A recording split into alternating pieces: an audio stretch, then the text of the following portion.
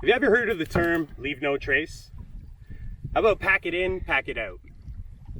Well, both are a great example of having a leave no trace mindset. A mindset that we need to do everything we can to protect our natural spaces to ensure that future generations get to enjoy them just like we do today. Now, when we say leave no trace, we're talking about a mindset, a code of ethics. It's not a list of rules and regulations, kind of how we behave. It's like being a good house guest. You know, when you're at grandma's house, dress your best, be a polite house guest, and show some manners. It's easy when you're practicing leave no trace in the outdoors to be respectful.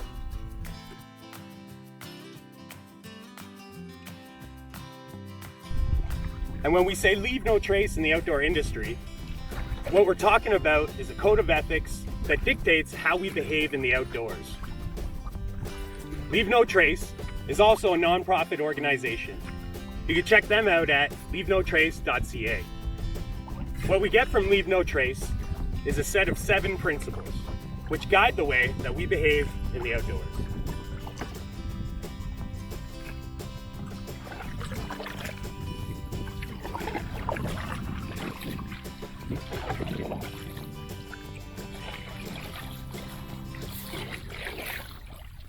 So remember, when you are enjoying your time in and around Lake Superior, practice a leave no trace mindset. Small decisions can make a big difference, and one choice could change the landscape. Okay folks, the view up here of the lake is beautiful, so trust me, it's worth it. We're almost there.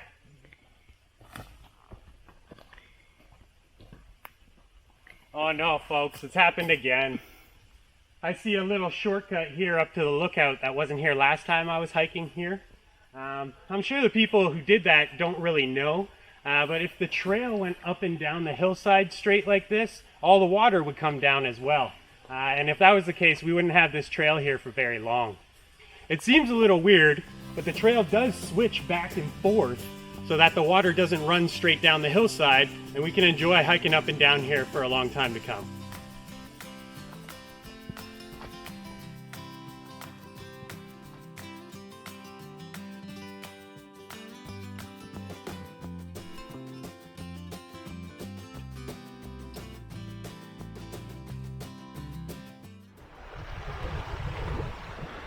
Leave no trace, principle number 1. Plan ahead and prepare. Know the rules and regulations of the areas that you plan to visit and check in with the local community to find out what the best practices are for the activity that you plan to enjoy. If we have the right skills and the right gear when we're out in the wilderness, that means we can take care of ourselves and we don't have to put anybody else in danger to come look after us. If you contacted us at LSWC, we would recommend that you wear a wetsuit on Lake Superior, even in the summer. Yeah, part about being prepared for a hike or a paddle or any time you're going out on the land is to bring a water bottle and make sure it's full and keep hydrated.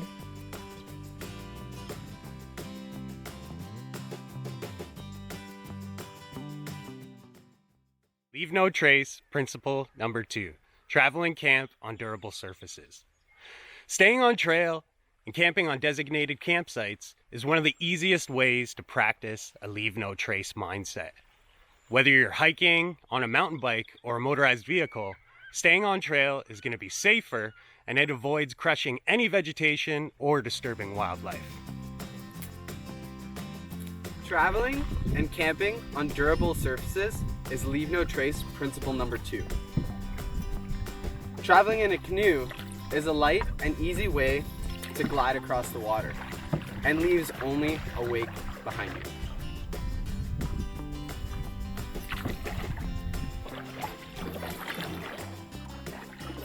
Campsites in the backcountry might look a little different than campsites in more popular areas, but in general, it's always better to camp on a designated site because it reduces the impact and it's easier to maintain.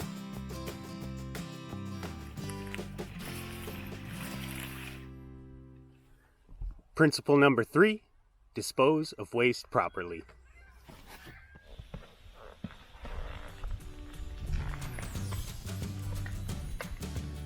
when you're planning ahead and preparing for your hike, it's always a good idea, if we're going to dispose of waste properly, to just carry a little plastic bag in your pocket, and any garbage you might find along the trail, well, you can just put it in there and pack it out and leave things even better than when you found them.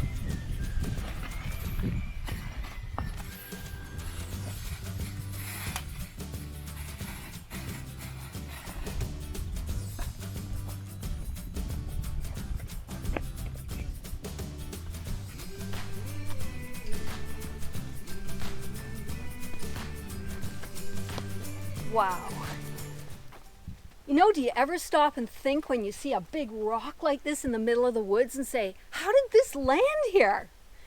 Well, 10,000 years ago, the ice left it here. It's an erratic, and it's got some beautiful moss on it. And if we take a look around it, let's have a look around it.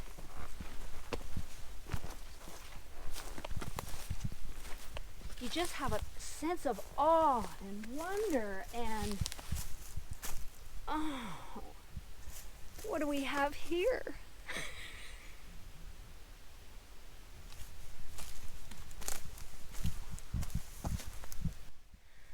This rock may seem like the ideal place to hide behind and do your business, but it's not. One thing, it's a beautiful sight that people might enjoy, and it's also right beside the hiking trail.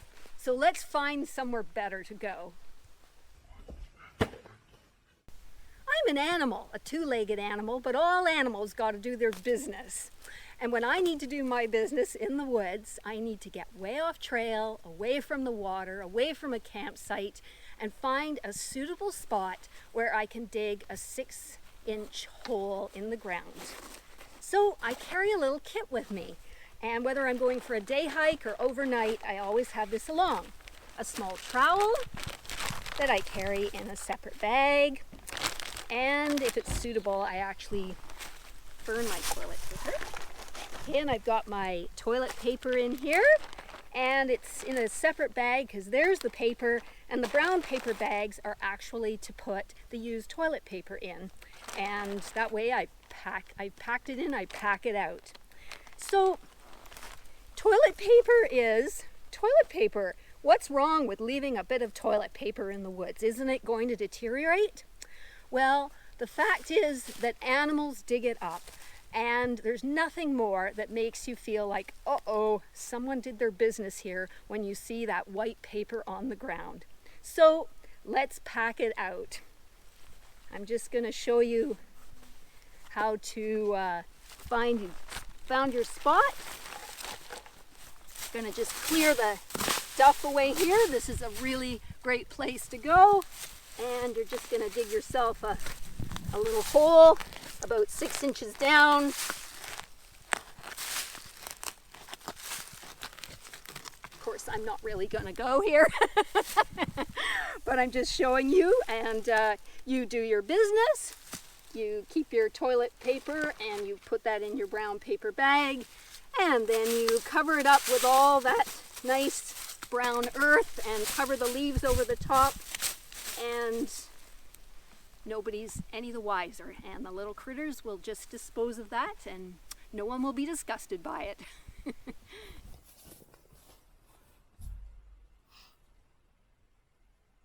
Principle number 4, leave what you find. Wow, what a cool rock this is. Now, some of you might be tempted to take this rock home, throw it in your bag so you can continue to enjoy it.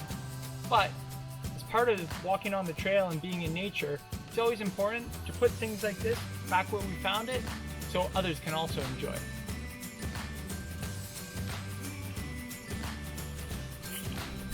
Wow, that rock's a beauty. Maybe I can put that in my pocket. I don't think so.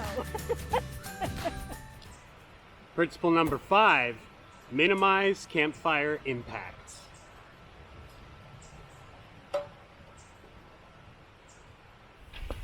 We all love campfires, but they can have a bit of a detrimental effect on the landscape. Having a dedicated fire pit is something you might find at a park, But otherwise, what if you want to like have a little campfire on the beach or on a flat rock or something? How could you do that without having an impact? I'm going to show you a trick with a little stove called the Little Bug. One of the features that's most important about the Little Bug is the use of a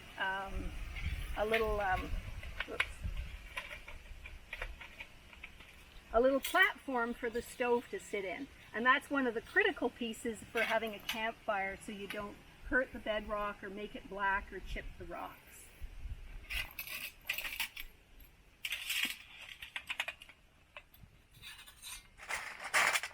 So it keeps the heat up off the ground, and it's also great because you don't start inadvertently a forest fire, because the heat from a fire can go down into the ground and actually travel along the roots underground. Some people don't think about that, but that's a danger. So basically the stove is just a little chimney, and it has a couple little pieces of sheet metal in there that you can place your pot on. And you might wonder what these little strings here are for, but they're actually so that you can pick up your stove, and if it gets windy and you want to move it to another location, that's really easy to do.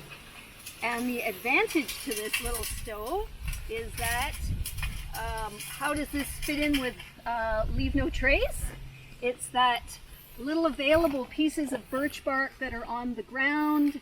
Of course, all of these are nature's reusable materials, even actually better than stove fuel, but we just use small twigs, dry, dead twigs, and you just load them into the stove, and you get your little fire going. Put your bit of birch bark in here first, of course. And once you get your little fire going, it'll actually burn down to a hot white ash in no time at all.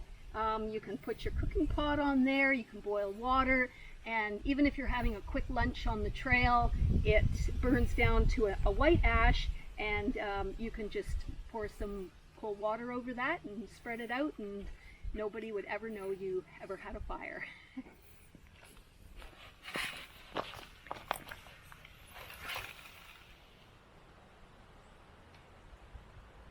Principle number 6, respect wildlife.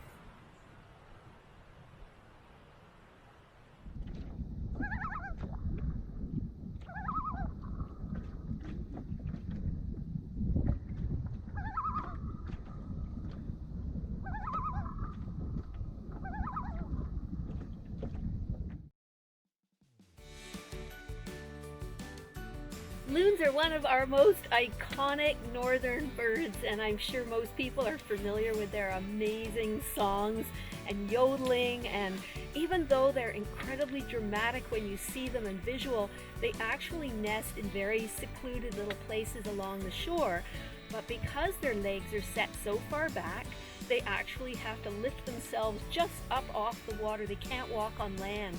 And because of that, they are incredibly vulnerable to boat wakes or disturbance because they're so close to the water that their eggs can get washed off into the lake. This nest right here, which we know is now abandoned because the youngs have hatched and they're out on the lake, we can see that there's a little bit of brown speckled shell left here at this site. Perhaps they come back to this spot every year. It's a perfect kind of floating mat of vegetation right close to the water's edge. But once we came paddling by here earlier in the season, and we were so surprised to suddenly catch the black and white necklace of the loon, and we quickly veered away from the shore so as not to disturb it, because we don't want to have them abandon their nests. So a great tool to carry with you to protect wildlife, believe it or not, is a pair of binoculars, because you can get a great view of wildlife and nests and birds and critters without getting close. So yeah, and when they're waterproof, you can just have them hanging around your neck and tuck them into your life jacket, and away you go. Leave no trace. Principle number 7, be considerate of others. It's important to recognize that our actions could have an impact on others when we're enjoying the outdoors. Being courteous is one of the most important aspects of outdoor ethics.